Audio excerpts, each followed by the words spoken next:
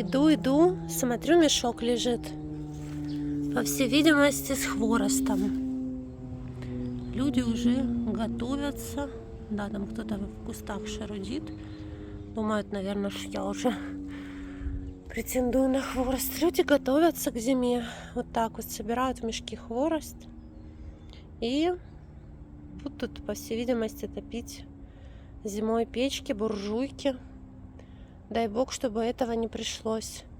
Там такой красивый котик. Кс-кс-кс-кс-кс-кс. Очень красивый кот.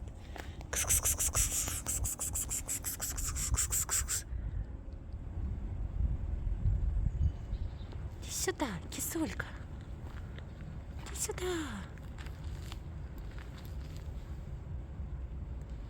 Красавчик. Кс-кс.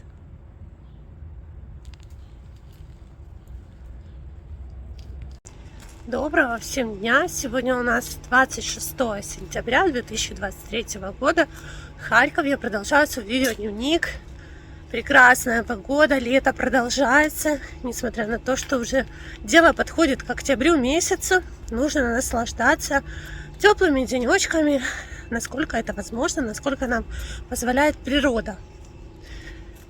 Я сейчас бегу по делам. У меня на сегодня очень много дел. Дай бог, чтобы все успеть, потому что надо еще учитывать то, что дети, да. Поэтому я сейчас и не принадлежу сама себе, а больше такой семейный человек. Поэтому иногда сложно совмещать какие-то дела, но иногда нет. В принципе, отвлекаться тоже надо, если все время быть 24/7. Дома сидеть тоже можно деградировать. Надо как-то и работой заниматься. В общем, идеально совмещать. Да я уже сейчас ушла не в то, что я хотела вам рассказать. Простите за то, что вчера не попрощалась в последнем ролике вечернем. Я потом уже при монтаже это заметила, но не стала ничего снимать, потому что была зареванная. Сейчас. В общем, была зареванная, расплаканная. Как-то вот задумалась над тем, вот над судьбой этого мужчины. И еще, наверное, очень многих людей, оказавшихся в таких же условиях. И все это очень грустно. Кстати, кто не смотрел вчерашний вечерний ролик, посмотрите. Возможно, это кого-то смотивирует помочь ближнему, людям, которые находятся рядом с вами и оказались в таких же условиях, потеряли жилье в связи с войной. И знаете, вот вчера были такие люди, которые в комментариях написали просто золотые слова. То, что этот человек, он не бедняк. Он на самом деле сохранил самое дорогое. Он сохранил свою душу, он не продал ее. И потому вот эта вот щедрость, потому вот это вот берите, что хотите, мне ничего не жалко, мне ничего не надо. Мне сейчас мурашки пошли по руке, по коже, когда я вспомнила. Ну просто кто не понял, тот не понял. А кто понял, я думаю, тот понял.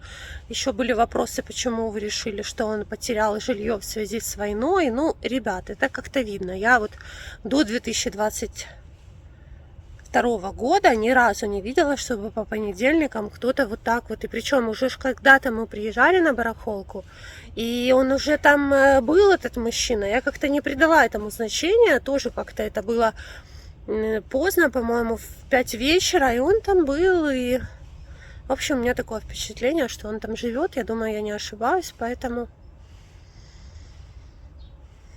это наши реалии, с чем мы сейчас столкнулись.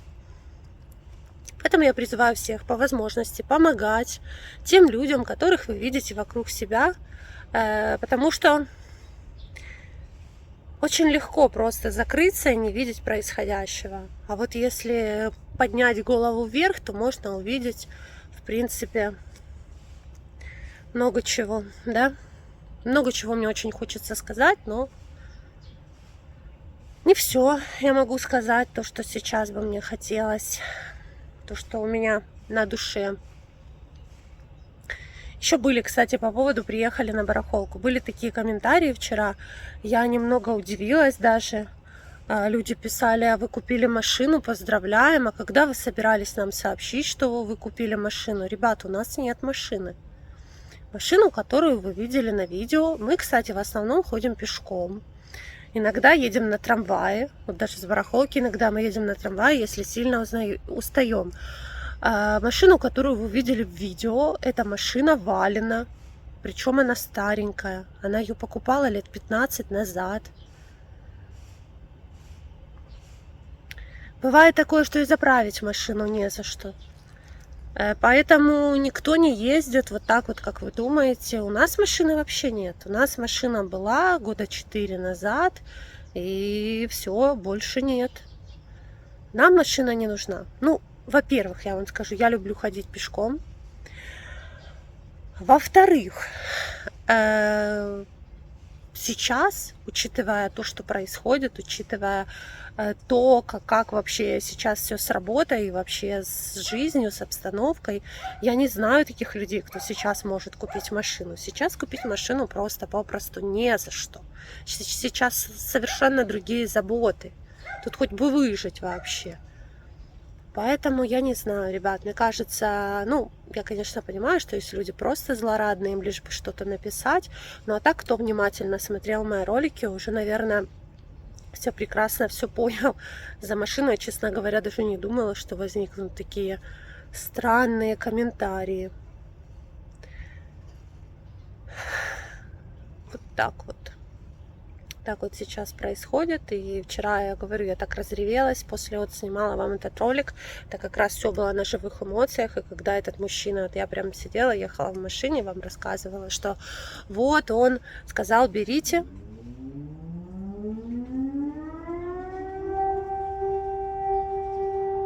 Мне иногда кажется, что это нереальность, а я нахожусь в каком-то, знаете, я смотрю фильм про Вторую мировую Великую Отечественную, либо я в какой-то игре в Silent Hill. Ну, это не реальность, этого не происходит, или это мой какой-то страшный, кошмарный сон. Иногда и такое у меня тоже бывает. Такие мысли, что такого попросту не может быть. Воздушная тревога была, кстати, с утра, когда я проснулась. Воздушная тревога была и ночью.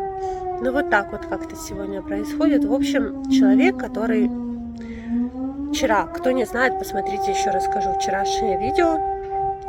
Человек, который по всей 99% живет на улице. Я так понимаю, он распродает все, что осталось из его дома. И он вообще готов, вот когда подходишь, говоришь, сколько это стоит. Он нам сказал: берите бесплатно машинку. Вы не понимаете, вчера, когда это все рассказывала, и когда он потом уже напоследок сказал: выберите еще себе что-то, не знаю, возможно, у меня в общем, у меня эмоции всегда берут вверх. Но на то мы и люди, чтобы у нас было чувство эмпатии, да? В общем, я вообще сбилась, что я хотела рассказать из-за воздушной тревоги. Друзья, я хочу всем, не забывайте, кстати, поставить видео палец вверх, подписаться на канал, кто еще не подписался. И всем хорошего дня, хорошего настроения, мирного неба, крепкого здоровья. И помните самое главное, что все войны заканчиваются миром.